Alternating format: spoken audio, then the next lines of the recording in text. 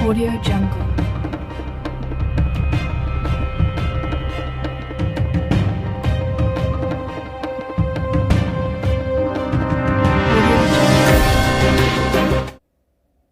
Assalamualaikum warahmatullahi wabarakatuh. Bersama saya Raihan Kurnia Putra dari 12 IPA 4. Kali ini saya akan membacakan berita mengenai dampak negatif penggunaan Styrofoam. Namun sebelum saya membahas lebih jauh mengenai dampak negatif penggunaan Styrofoam, saya akan membacakan kilas info yang cukup menarik mengenai Styrofoam. Kata Styrofoam sering digunakan untuk expand polyester dilambang dengan EPS atau busa polistirena yang diperluas busa EPS. Akan tetapi, Styrofoam sebenarnya adalah merek dagang milik The Dow Salad Company untuk busa polistirena ekstrusi sel tertutup yang dibuat untuk isolasi termal dan aplikasi kerajinan.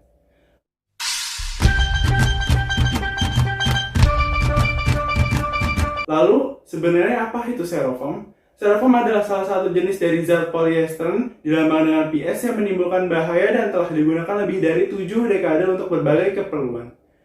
Proses pembuatan Styrofoam melibatkan pencampuran gelembung udara sehingga dapat mengembang dan memiliki berat yang ringan seperti busa.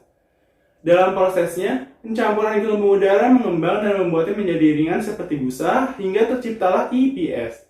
Jadi, Styrofoam yang dikenal masyarakat merupakan varian polyester atau polistirena PS di mana 95% volumenya dipenuhi udara. Materi ini sangatlah ringan, bahkan 30 kali lebih ringan daripada PS biasa. Bahan kimia yang terkandung dalam Styrofoam berpotensi tercampur dengan makanan yang menggunakan wadah Styrofoam. Bahan kimia yang dimaksud yakni monomer stiren atau hidrokarbon cair. Faktanya, banyak makanan yang mengandung monomer stiren dalam jumlah kecil padahal tidak terpapar oleh IPS atau merek Styrofoam.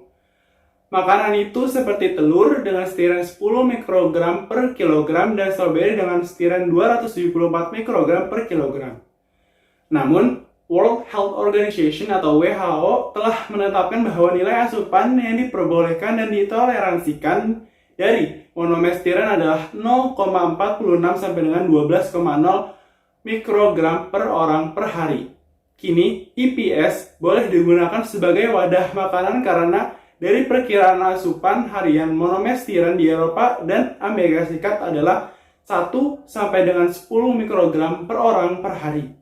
Artinya, angka ini jauh lebih rendah dari batas aman yang ditetapkan. Banyak orang yang sudah mengetahui akan efek penggunaan Styrofoam bagi kesehatan dalam jangka panjang. Namun, masyarakat seolah terjebak dalam situasi minimnya pilihan jenis material lain yang memiliki kriteria murah dan mudah ditemukan.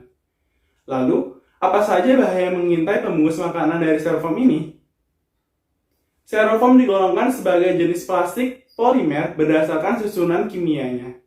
Banyak keunggulan pada Styrofoam sebagai pembungkus makanan yang memudahkan bagi para penjual makanan seperti murah, tidak mudah bocor, dan ringan. Tetapi, di balik semua kepraktisan itu, tersimpan bahaya bagi kesehatan manusia, yakni kandungan monomer stirena, benzena, dan formalin yang masing-masing diketahui merupakan zat karsinogenik atau pencetus kanker, dan sejumlah dampak negatif lainnya bagi kesehatan. Stirena dapat dengan mudah terlepas ke dalam makanan yang berlemak, berminyak, atau mengandung alkohol, terutama ketika makanan dalam keadaan panas. Akibatnya, dapat menimbulkan kerusakan pada sumsum tulang belakang, masalah pada kelenjar tiroid, sampai dengan pada anemia. Stirena ini juga dapat mengurangi produksi sel darah merah yang sangat dibutuhkan tubuh untuk mengangkut saripati makanan dan oksigen ke seluruh tubuh.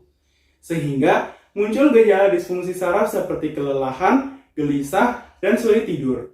Stirena ini juga bisa bermigrasi ke janin melalui plasenta ibu yang sedang mengandung dan berpotensi mengontaminasi ASI atau air susu ibu. Sementara, zat benzena akan bereaksi dengan cepat begitu terkena uap panas dari makanan yang dimasukkan ke dalam Styrofoam. Benzena yang masuk ke dalam tubuh akan menyasar jaringan darah. Benzena tidak dapat larut dalam air sehingga tidak dapat dikeluarkan melalui urin maupun feses. Kemudian akan menumpuk pada lemak di dalam tubuh.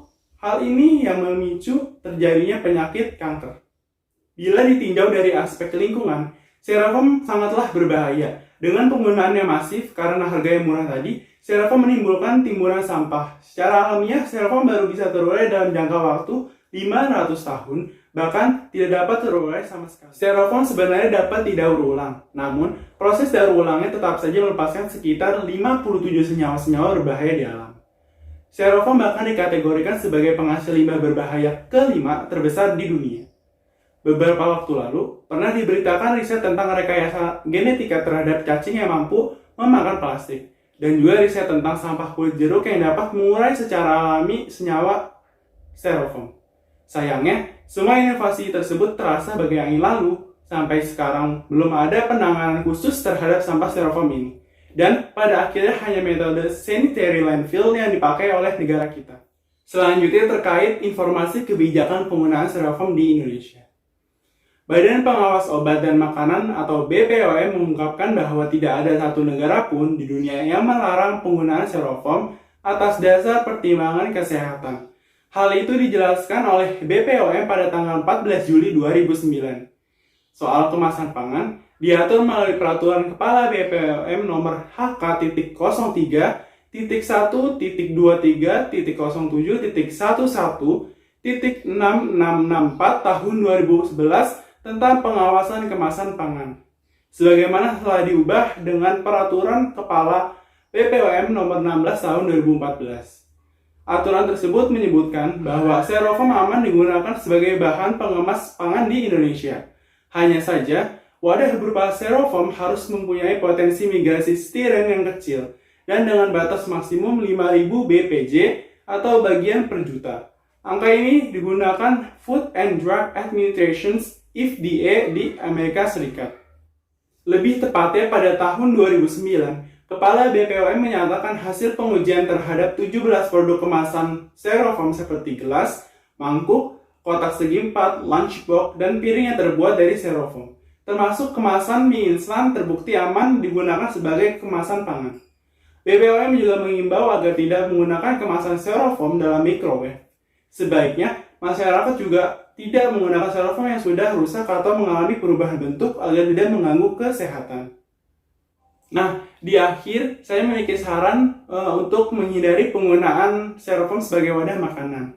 Pertama, ada besek bambu atau besek rotan. Besek bambu atau besek rotan ini adalah alternatif pengganti wadah makanan plastik atau styrofoam yang lebih ramah lingkungan dan lebih baik untuk kesehatan tubuh kita. Selain itu, tampilan besek bambu sangat Indonesia sekali. Faktanya, jauh sebelum styrofoam ada di kehidupan kita, nenek moyang kita menggunakan besek untuk mengemas berbagai macam makanan seperti nasi, gudeg, geplak, dan kue-kue tradisional lainnya. Selanjutnya, anyaman bambu pada besek memiliki celah yang sangat kecil sehingga dapat membuat udara keluar masuk. Hal ini membuat makanan di dalam besek menjadi tidak cepat basi. Dan harga dari besek bambu ini mulai dari 2.000 per buah. Cukup murah bukan? Yang kedua ada beeswax wrap. Beeswax wrap adalah alternatif pembungkus makanan yang sedang hits dan tentunya ramah lingkungan.